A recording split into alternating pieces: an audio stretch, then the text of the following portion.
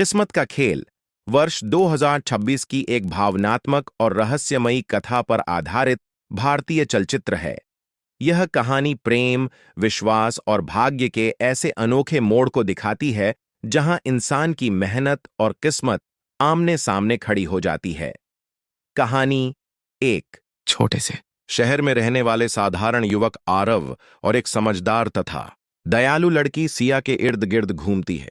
दोनों की जिंदगी सामान्य होती है, लेकिन एक दिन ऐसा मोड़ आता है जब किस्मत उनके जीवन को पूरी तरह बदल देती है।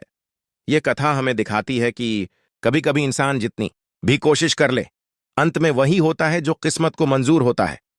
लेकिन क्या सच में किस्मत ही सब कुछ तय करती है, या फिर इंसान का साहस और प्रेम भी किस्मत को बदल सकता है?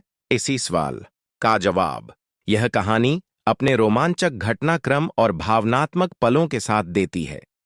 चैनल को सब्सक्राइब और लाइक करें और टिप्पणी में बताइए चलचित्र कैसा लगा। छोटे से शांत शहर में रहने वाला आरव एक मेहनती और ईमानदार युवक था। उसके पिता एक साधारण दुकानदार थे और माँ घर संभालती थी। परिवार अमीर नहीं था, लेकिन उनके घर में प्यार और सादगी की कमी नहीं थी। आरव बचपन से ही अपने परिवार की मदद करना चाहता था, इसलिए पढ़ाई के साथ साथ वह अपने पिता की दुकान पर भी काम करता था। शहर के लोग उसे बहुत पसंद करते थे, क्योंकि वह हर किसी की मदद करने के लिए हमेशा तैयार रहता था। उसी शहर में सिया नाम की एक लड़की भी रहती थी, जो अपने माता पिता के साथ खुशहाल जीवन जी रही थी। सिया पढ़ाई में तेज थी और उसके सपने बहुत बड़े थे। वह चाहती थी कि एक दिन वह समाज के लिए कुछ अच्छा करे। एक दिन शहर के पुस्तकालय में आरव और सिया की मुलाकात होती है। शुरुआत में यह बस एक सामान्य मुलाकात होती है, लेकिन धीरे धीरे दोनों के बीच बातचीत बढ़ने लगती है। आरव को सिया की समझदारी और सादगी बहुत पसंद आती है, और सिया को आरव का ईमानदार और मददगार स्वभाव अच्छा लगता है। कुछ ही समय में दोनों अच्छे मित्र बन जाते हैं।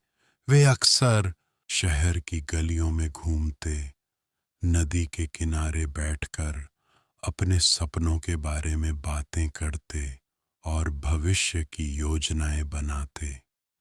लेकिन इसी दौरान शहर में एक बड़ा व्यापारी विक्रम आता है, जो बहुत चालाक और लालची होता है। वह शहर की जमीन खरीदकर वहां एक बड़ा व्यापारिक केंद्र बनाना चाहता है। विक्रम को पता चलता है कि आरव के पिता की दुकान उस जगह पर है जहां वह अपना प्रोजेक्ट शुरू करना चाहता है। वह आरव के पिता को दुकान बेचने के लिए दबाव डालने लगता है, लेकिन वे अपनी मेहनत की कमाई से बनी दुकान छोड़ना नहीं चाहते।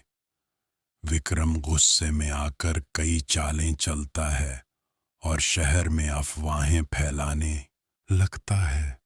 धीरे धीरे हालात ऐसे बनते हैं कि आरव के परिवार को मुश्किलों का सामना करना पड़ता है।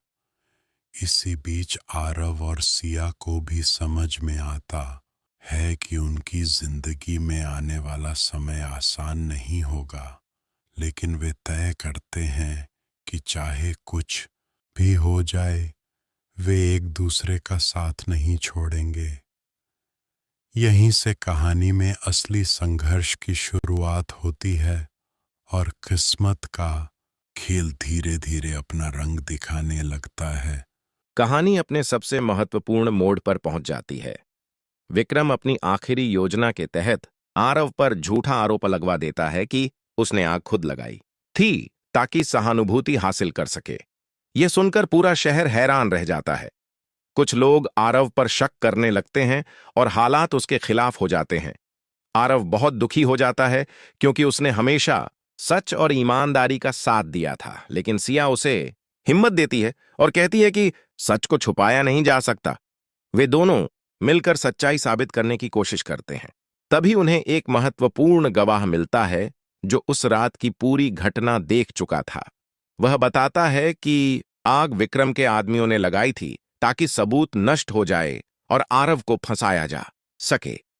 यह सुनकर आरव और सिया तुरंत प्रशासन के पास जाते हैं और सारी सच्चाई सामने रख देते हैं। जांच शुरू होती है और धीरे धीरे विक्रम की सारी चालें उजागर हो जाती हैं।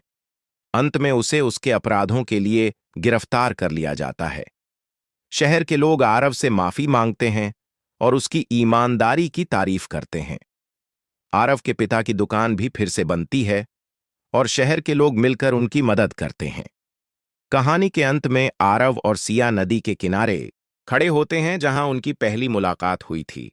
वे दोनों मुस्कुराते हुए कहते हैं कि जिंदगी में मुश्किलें चाहे जितनी भी आई, अगर इंसान हिम्मत और सच्चाई के साथ खड़ा रहे तो किस्मत भी उसका साथ देती है। आखिरकार आरव और सिया का प्रेम और विश्वास जीत जाता है। शहर में फिर से खुशहाली लौट आती है और किस्मत का खेल हमें यह सिखाकर समाप्त होती है कि सच्चाई और साहस के सामने सबसे बड़ी ताकत भी टिक नहीं सकती।